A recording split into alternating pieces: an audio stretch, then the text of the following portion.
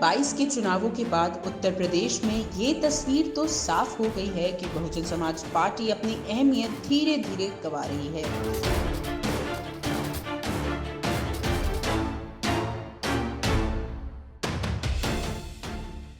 Bahujan Samaj party का vote bank दलित समाज को माना जाता है और मायावती की प्रसिद्धि भी एक समय पे बहुत थी।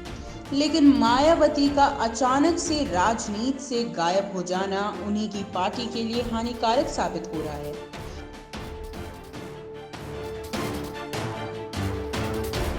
चुनावी प्रचार के दौरान भी बसपा बिल्कुल सक्रिय नहीं थी। ना ही किसी से गठबंधन की खबरें आई, ना ही किसी रैली की।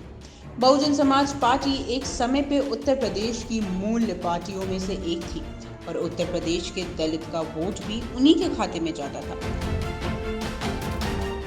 लेकिन जनता के प्रति कोई प्रक्रिया ना दिखाने के कारण 22 के चुनावों में दलित समूह का वोट बैंक छिटक गया और 80% दलितों का वोट भाजपा के खाते में गया।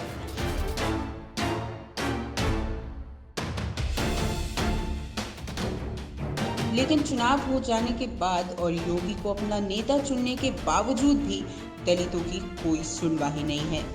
सूबे के दलित अभी भी दर-बदर भटक रहे हैं, अभी भी अपना नेता ढूंढ रहे हैं। ऐसे में एक बड़ा सवाल ये उठता है कि अगर मायावती नहीं तो फिर दलितों का नेता और कौन होगा। हमने इस विषय पर जब अपने वरिष्ठ पत्रकार केपी मलिक जी से बात की तो सुनिए उनकी इस पर क्या राय है। उत्तर प्रदेश में कई बार प्रदेश की मुख्यमंत्री रही मायावती, जो बहुजन समाज पार्टी की कर्ता धर्ता और सुप्रीमो हैं, वह अपने राजनीतिक कैरियर में अंतिम दौर की तरफ अग्रसर हैं। अब देखना होगा कि दलितों की राजनीति करने के लिए राजनीतिक पटल पर नया चेहरा कौन होगा। जिस प्रकार से पिछले अगर 3 चुनाव का विश्लेषण किया जाए, जिसमें 2 विधानसभा चुनाव और 1 लोकसभा चुनाव है, उसमें बसपा का प्रदर्शन बहुत अच्छा नहीं रहा है। इसलिए दलितों को चिंता इस बात की है कि अब उनका नेता कौन होगा, क्योंकि अगर पिछले दिनों से देखा जाए तो बहुजन समाजवादी पार्टी की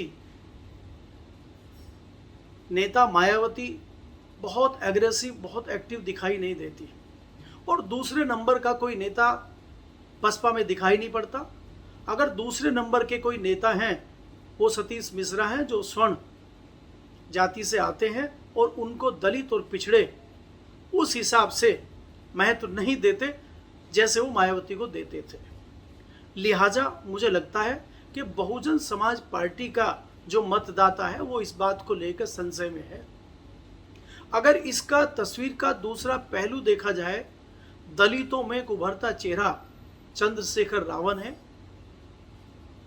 उनका पिछले कई सालों से अच्छा खासा प्रभाव पश्चिमी उत्तर प्रदेश में देखा जा रहा है, लेकिन एक जो चीज़ उनकी लोगों को, दलितों को, पिछड़ों को पसंद नहीं आती है, मुझे ऐसा लगता है कि उनका जो बहुत ज़्यादा एग्रेसिव होना और बहुत ज़्यादा एरोगेंट होना दलितों को कहीं ना कहीं पसंद नहीं आ रहा है।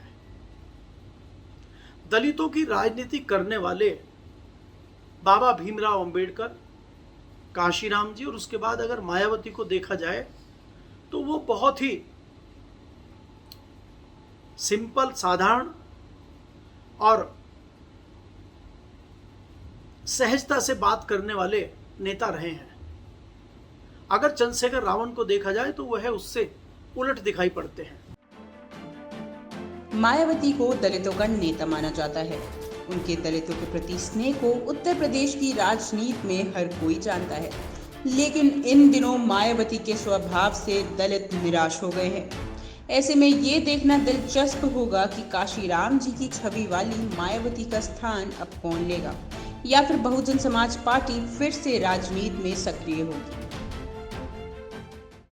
और आप हमसे जुड़े रहने के लिए सब्सक्राइब करें YouTube पर, फॉलो करें ट्विटर पर और लाइक करें Facebook पर। और ज्यादा जानकारी के लिए आपको टाइप करना होगा सिर्फ न्यूज नशा।